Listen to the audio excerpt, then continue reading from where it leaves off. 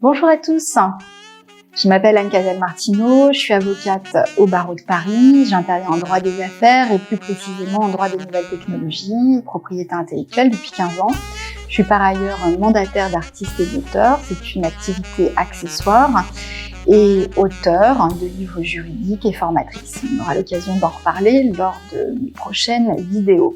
Pour aujourd'hui, je vous propose de venir sur un thème qui vous intéresse fréquemment. Vous vous demandez si vous pouvez supprimer vos boutiques, on va dire physiques, pour passer sur du tout numérique. La question s'est particulièrement posée pendant la crise que nous avons connue, la crise liée à la Covid. Donc en fait, vous souhaitez lancer votre site de commerce en ligne pour que ça ne devienne qu'une boutique virtuelle ou au contraire, elle sera complémentaire de votre boutique physique. Alors des questions juridiques se posent bien sûr. Cette boutique en ligne va devoir répondre à un certain nombre d'obligations légales. Alors déjà, qu'est-ce que le commerce électronique? Le commerce électronique, c'est défini par la loi pour la confiance dans l'économie numérique. C'est la mise en relation de personnes par voie électronique, à distance donc, par l'intermédiaire d'une plateforme, pour la vente de biens ou de services.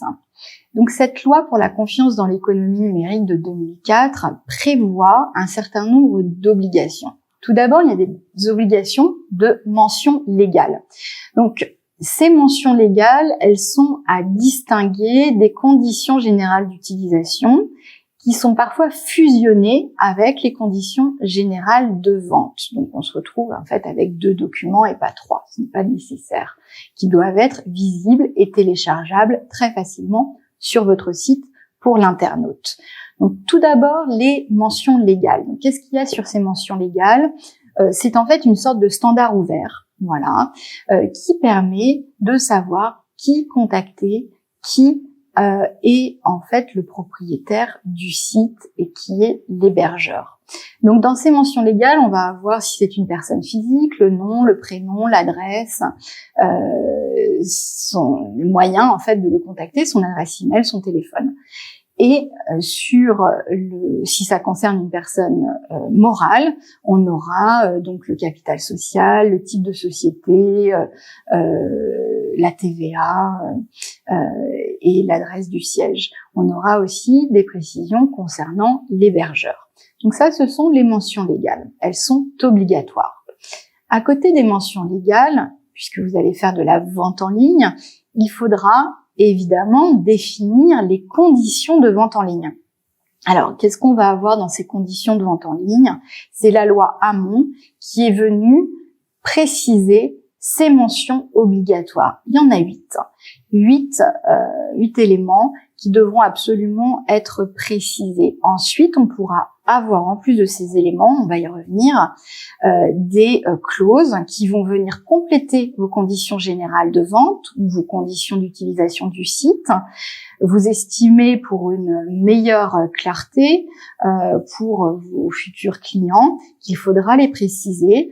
Elles pourront être elles seront libres, mais il ne faudra pas qu'elles soient des clauses dites abusives, bien sûr. Elles doivent être protectrices du consommateur. Donc, ces clauses obligatoires, tout d'abord. Donc, on va devoir définir les biens et les services. Qu'est-ce qu'on propose? Les composantes, le détail. Ensuite, on va avoir une clause sur le prix hors taxe et TTC. Donc là, cette clause, elle est assez technique parfois. On n'est pas forcément obligé de faire appel à un TViste. Vous pouvez faire appel à un avocat qui est habitué à travailler sur ces questions sur Internet. Il y aura des taux de TVA qui varieront selon le lieu de livraison, le pays, etc. Donc, il faudra bien détailler cette clause prix. Ensuite, on va avoir une clause livraison. Donc, le détail quant à la livraison et les frais de port. Il va y avoir également une clause très importante qui est la clause de conformité et de vice caché. La clause de conformité, maintenant on a un délai de 24 mois, c'est-à-dire que l'internaute pourra pendant 24 mois vérifier si le produit finalement est conforme ou non. Donc il faudra évidemment bien détailler cette clause, qui peut être une clause sujet à contentieux. Ensuite, on va avoir une clause concernant le délai de rétractation. Ce délai, vous savez, durant lequel, en fait, après l'achat, la livraison, finalement, votre client change d'avis et veut rompre le contrat, restituer le produit. Et ce délai, il est de 14 jours. Enfin, il faudra préciser donc le processus de commande, donc tout le processus de livraison, les différentes étapes.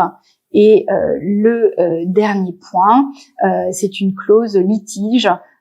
Quels sont les recours? Est-ce qu'il y aura un médiateur? Est-ce que quel est le tribunal compétent en cas de contentieux? Donc ce sera ce dernier et 8e point obligatoire. Ensuite, il y a des clauses facultatives, je vous l'ai dit.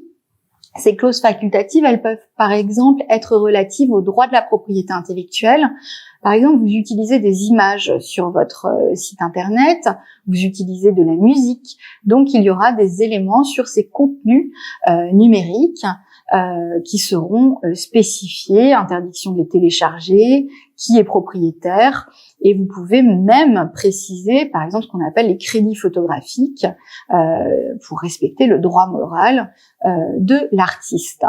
Donc ça, c'est une clause qui est facultative, mais qui généralement je recommande de la préciser.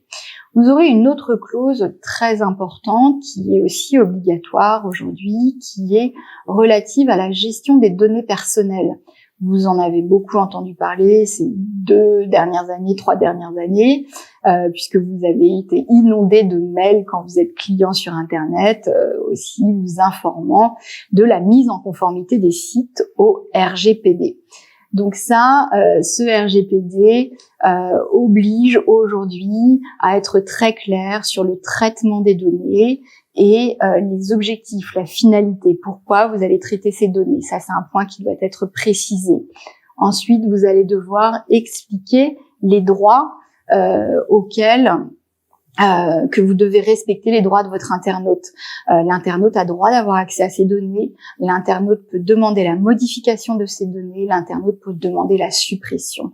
Et donc, il faut mettre à disposition un délégué à la protection des données, en interne ou externe, qui va gérer ces données et qui sera le point de contact pour votre internaute. Mais nous reviendrons sur cette question des données personnelles dans une autre vidéo à part, car il y a beaucoup à dire. Enfin, sur les cookies, la législation a changé récemment. Elle est entrée en vigueur au 1er avril 2021. Et également, il faut qu'il y ait une traçabilité des cookies. Vous voyez souvent, il y a des pop-up qui apparaissent et qui vous demandent ce que vous acceptez comme cookie ou non. Donc, ce point-là aussi doit être bien rédigé par votre conseil juridique. Ne faites pas de copier-coller sur les sites. Il faut vraiment l'adapter aussi à votre activité et que ce soit bien visible sur les pages, en tout cas au moment où l'internaute accède à votre site internet, qu'il y ait cette demande qui soit faite. Donc, j'attire vraiment votre attention sur la rédaction de ces CGV. En fait, il y a beaucoup de clients qui viennent me voir, me disent non, mais nous, on n'a pas besoin de réviser nos CGV. Et puis après, le temps passe au cours du rendez-vous et puis j'apprends qu'ils ont fait un copier-coller de CGV. C'est assez fréquent parce qu'ils n'ont pas voulu investir le budget juridique. On peut le comprendre, il y avait d'autres postes, etc. Et du coup, ils se mettent en risque. Pourquoi? Parce qu'il faut savoir que la reproduction de conditions générales de vente peut être une source de litige et le juge pourra qualifier de parasitisme économique. Vous engagez à ce moment-là votre responsabilité délictuelle et vous encourez des sanctions, des amendes assez importantes. Donc il faut vraiment ne pas copier ces CGV et les rédiger intégralement, les faire rédiger par un juriste, un avocat. Donc attention à ces CGV. Par ailleurs, j'attire votre attention aussi sur la multiplication des sites internet qui vous proposent des modèles. Voilà. Il faut savoir que il faut faire du sur-mesure. Vous avez un projet, donc vous allez avoir des conditions générales de vente adaptées à vos produits et ou vos services. Donc ces modèles-là sont également à fuir.